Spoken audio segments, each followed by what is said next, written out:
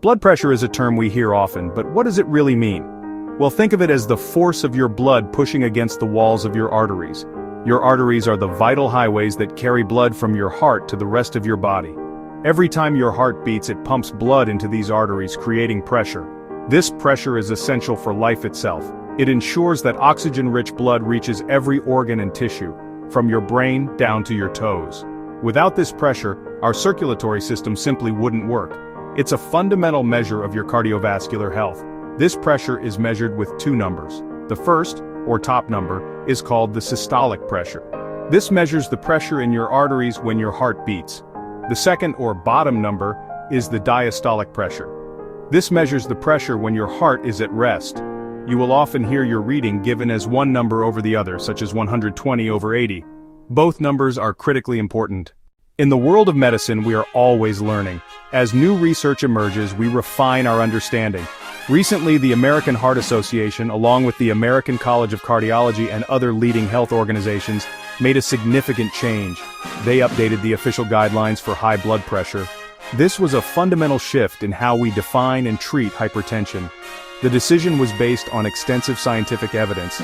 Researchers analyzed data from numerous major studies.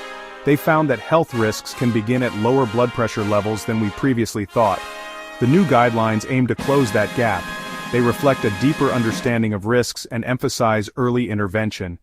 The most significant change is the redefinition of high blood pressure. Under the old rules, high blood pressure was defined as 140/90 or higher.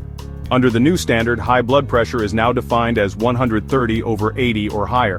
This means that millions of Americans who were previously considered pre-hypertensive are now classified as having stage 1 hypertension. The old pre-hypertension category has been replaced by elevated blood pressure, readings where the top number is between 120 and 129. For many newly classified with stage 1 hypertension, the first line of defense is not prescription. It's lifestyle modifications. This is a critical window of opportunity for prevention before crossing into more dangerous territory.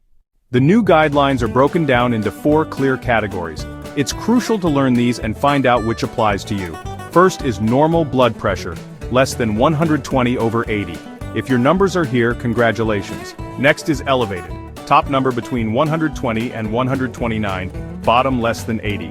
This is no longer wait and see. Stage 1 hypertension is 130, 139/80, 89. Under old rules, this was pre-hypertension. Now it's officially high blood pressure. Stage 2. Hypertension is 140/90+. This requires intensive treatment with medication and lifestyle changes. Hypertensive crisis is above 180/120, requiring immediate medical attention. Knowing these categories gives you a clear roadmap for your health. The first takeaway is simple: know your numbers. You cannot manage what you do not measure. Regular monitoring is critical. Many pharmacies offer free machines, and home devices are affordable. Prevention starts early. The new elevated category is a crucial early warning for immediate action. A stage 1 diagnosis doesn't automatically mean medication. For many, the primary treatment is lifestyle modification, especially without other major risks. The guidelines require partnership with your doctor. They'll use risk assessment considering age, cholesterol, smoking, and diabetes. 2 people with the same reading might receive different recommendations based on their overall risk profile.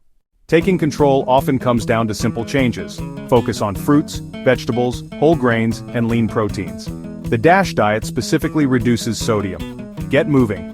Aim for 150 minutes weekly. Just 30 minutes, 5 days a week. Start small with stairs and lunch walks. Even losing 10 pounds helps. Manage stress, get 7-8 hours sleep, limit alcohol, and quit smoking. These guidelines shift us from treatment to prevention. By identifying risk earlier, we can intervene with lifestyle changes before irreversible damage. This is about preserving future independence and vitality. You're choosing to be present and healthy for your loved ones. You become the most important member of your healthcare team. Embracing this standard protects your heart and ensures a healthier, more vibrant future.